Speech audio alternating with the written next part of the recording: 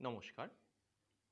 আজকের আলোচনা কবি শঙ্খ ঘোষের লেখা কবিতা বাবু বলেন।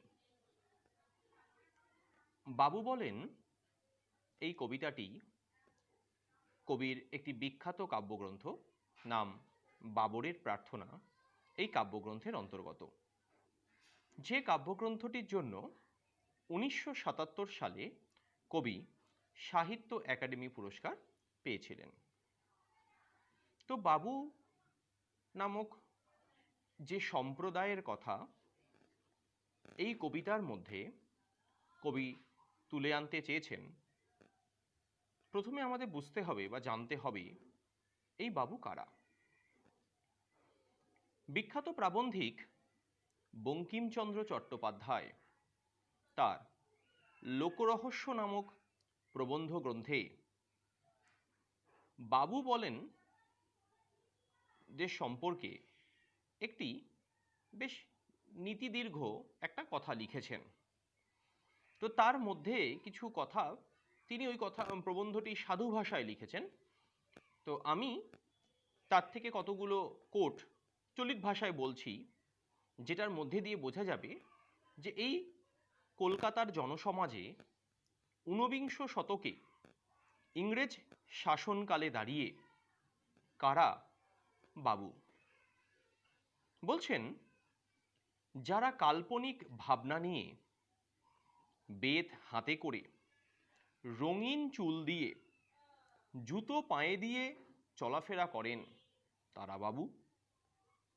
দ্বিতীয়, যারা কথায় পটু, পরভাষার প্রতি মানে অন্যের ভাষার প্রতি খুব অনুরক্ত আর নিজের মাতৃভাষার প্রতি বিরোধী তারা বাবু। তামাক এবং চুরুট এই দুটি অভিনব পদার্থ এদের মুখে সবসময় লেগে থাকে। যাদের পাণ্ডিত্য ওই শৈশবকালে শিক্ষার মধ্যেই সমাপ্ত, কিন্তু তিনি নিজেকে অত্যন্ত জ্ঞানী বলে মনে করেন, তিনিই বাবু। আবার যিনি রূপে দেখার সৌন্দর্যে কার্তিকের ছোট ভাই, কাজের বেলা একেবারে নির্গুণ পদার্থ, কর্মে জড়ভরত, কোনো কাজের নয়, আর বাক্যে একদম পটু মানে মা সরস্বতী, তিনিই বাবু। যার ক্ষমতা হাতে 1 গুণ, মুখে 10 গুণ, পিছনে 100 গুণ, আর কাজের সময় অদৃশ্য, তারাই বাবু। অর্থাৎ এই যে এতগুলো কথা বঙ্কিমচন্দ্রের এই প্রবন্ধ থেকে নিয়ে আসা হলো, এখানে এই কথাগুলোর মধ্যে দিয়ে বাবু সম্প্রদায়ের যে পরিচয়টা উঠে আসলো, কি বোঝা গেল? বাবু সমাজের কাছে একটা ঘৃণিত সমাজ তৈরি হয়ে গেছিল।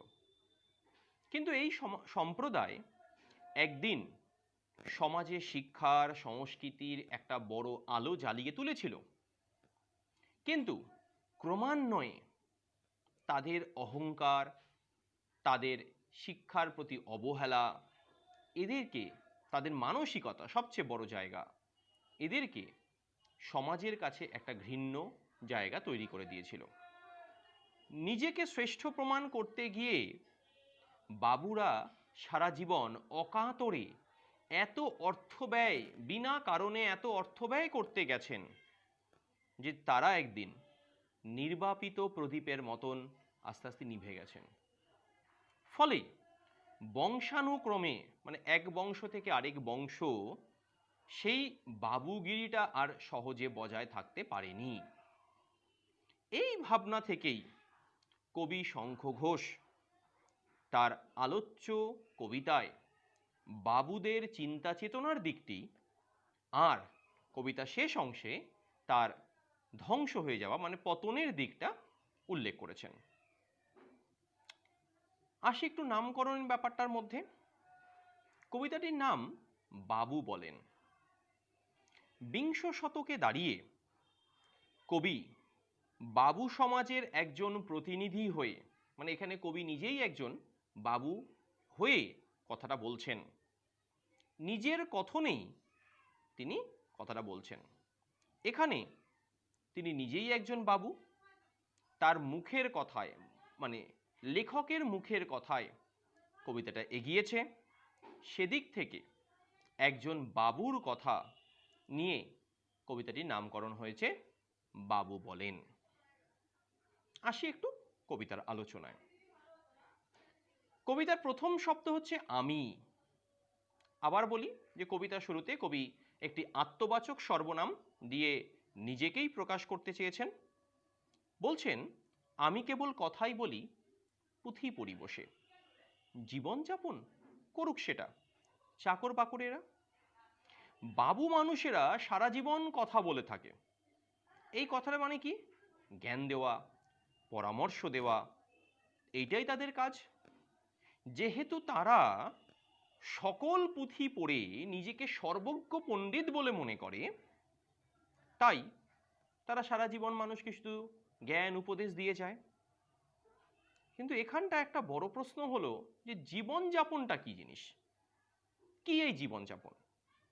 এই ধরুন রোজকার দিনে রান্না করা, বাজার করা, বাটনা বাটা, উনুন ধরানো, এই যে সাধারণ যে কাজ যেটার মধ্যে দিয়ে আমার জীবনটা চলছে, এসবের মধ্যে দিয়ে জীবনের যে চলমানতাটা ধরা পড়ে, কিন্তু সেই জায়গাটায় বাবু সমাজ কিন্তু কোনোদিন এগোয় না। তারা আত্মসুখ নিয়ে এতটাই ব্যস্ত থাকে যে তাদের এই কাজগুলো করে দেয় তাদের চাকর বাকররা। এখন এখানে প্রশ্ন হলো যে কারা চাকর বাকর? আবার বাবু সম্প্রদায়ের মতে মানে তাদের ভাবনা চিন্তা অনুযায়ী ঠিক অশিক্ষিত, মানুষের মধ্যে পড়ে না এমন একটা জাতি যারা পৃথিবীতে এসেছে শুধুমাত্র ওই বাবুদের সেবা করার জন্য, তারাই চাকর বাকর। অর্থাৎ বাবুদের ভাবনা চিন্তার মধ্যে এই মানুষগুলো সম্পর্কে একটা ঘৃণার একটা ভাবনা চিন্তা রয়েছে।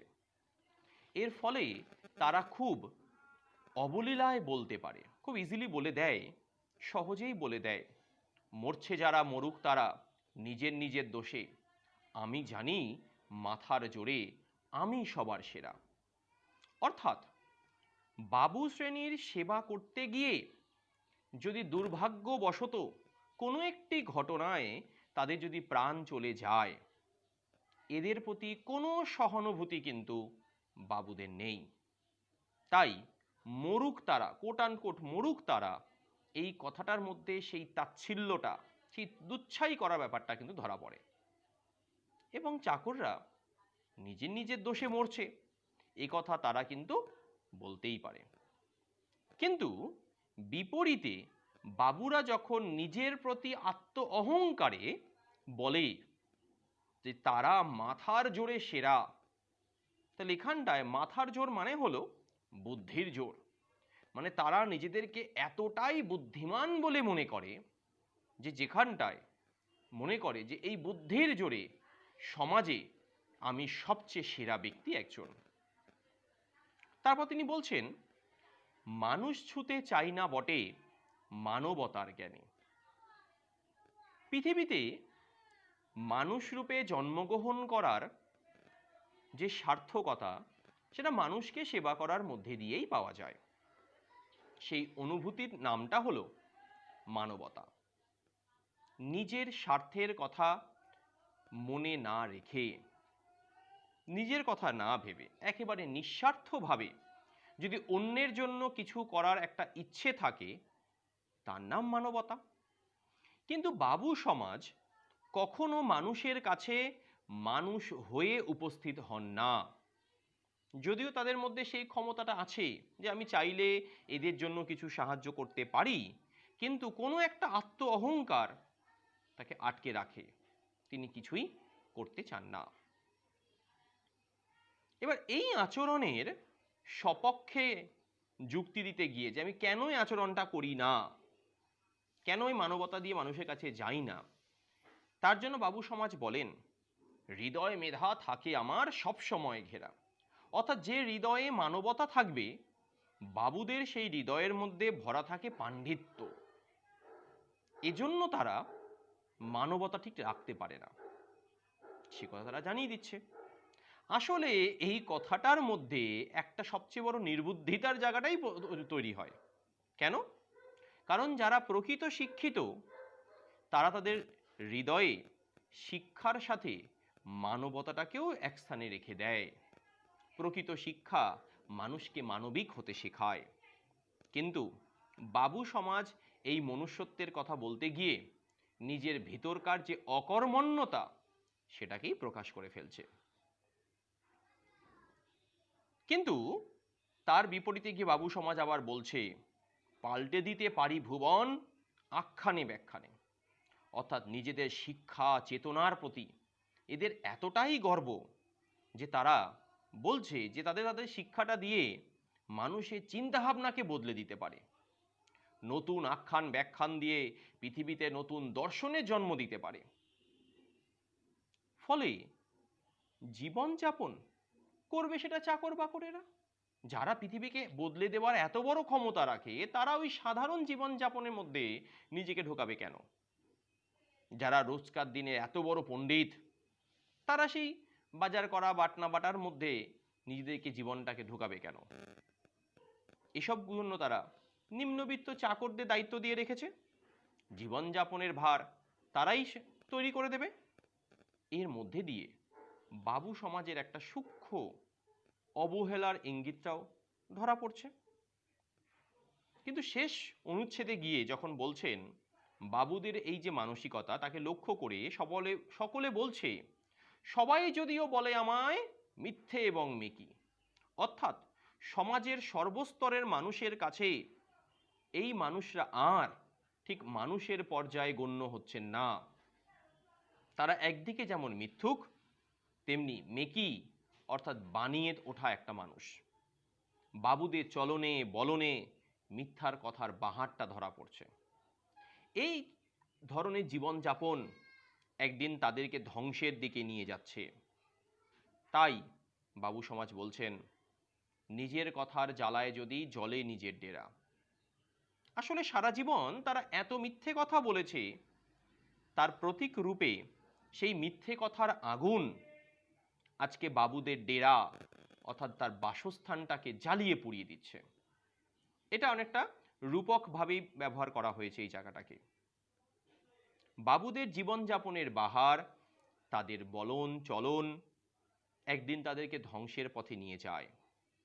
এবং যখন তারা এই বিপদের মুখোমুখি থাকে কেউ তাদেরকে সাহায্য করতে এগিয়ে আসে না। তার কারণ যাদের কাছে তিনি সেই সময় সাহায্য প্রার্থনা করবেন তাদেরকে তিনি সারা জীবন তুচ্ছ মনে করেছেন। সেই জন্য তারাও আজকে আর বাবুদের বিপদের দিনে কেউ সামনে এগিয়ে আসবে না। ধরা যাক একটি তেলের প্রদীপ। সাধারণ আমরা তেলের প্রদীপে একটি পোলতে দিয়েই আলো জ্বালিয়ে রাখার চেষ্টা করব, কিন্তু বাবু সমাজ সেখানে কি করবেন, তার চারধারে 10টা পোলতে দিয়ে নিজেদের বাহুল্যটাকে দেখানোর চেষ্টা করবেন। যার ফলটা হবে খুব তাড়াতাড়ি সেই প্রদীপের তেল শেষ হয়ে গিয়ে চারদিক ঘরটা অন্ধকারে ভরে যাবে। এটাই বাবুদের জীবনযাপনের বাহার। তারপরেও দেখা যায় যে পুড়তে পুড়তে তখনও তার জ্বালনা দিয়ে দেখি। অর্থাৎ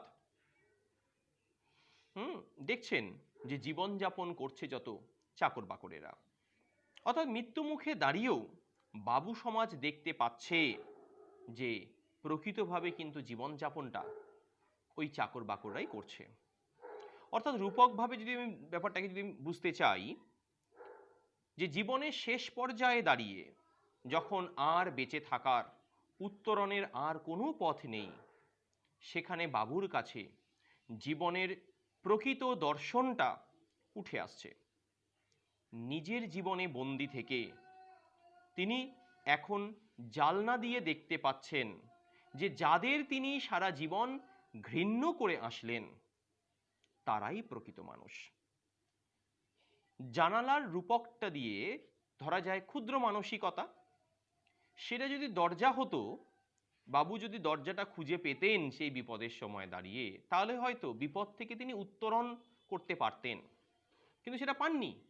জালনার গরাদের মধ্যে বন্দি অবস্থায় দাঁড়িয়ে তিনি সেই মানসিকতা দিয়ে আজ আর জানলার গড়াতটাকে ভাঙতে পারছেন না, ঘরের মধ্যে তিনি পুড়ে যাচ্ছেন এবং দেখছেন যে প্রকৃত মানবতা নিয়ে একজন চাকর বাকররাই জীবনযাপনটা করে যাচ্ছে, যেটা প্রকৃতভাবে মানুষের করা উচিত। অর্থাৎ কবিতার শেষ অংশে এসে আমরা কি বুঝতে পারি, যে এখানে বাবুদের জীবনের একটা বিশেষ রূপ ফুটে উঠেছে। একদিকে বাবু সমাজের ধ্বংস হচ্ছে, একদিকে মনুষ্যত্বের জায়গাটা তৈরি হচ্ছে। সমাজের এই দুটো দিক উঠে আসছে আমাদের এই কবিতার মধ্যে। আজকের একবিংশ শতকে আমরা যখন দাঁড়িয়ে আছি, সেখানে বাবু কালচার হয়তো নেই, কিন্তু এই মানুষের মধ্যে বিভেদটা কিন্তু আজও বজায় আছে। সেখানে থেকে এই কবিতাটি আমাদের একটা দারুণ নীতিশিক্ষা দিয়ে যায়। উচ্চবিত্ত হওয়াটা অন্যায় নয়, কিন্তু মানুষের কাছে, ঠিক আছে, এইভাবে আচরণ করাটা সামাজিক দিক থেকে বা নীতি ধর্মের দিক থেকে অনেকটা বিরুদ্ধে। এই কবিতা আমাদের সেই নীতিশিক্ষাটাই দিয়ে যায়। নমস্কার।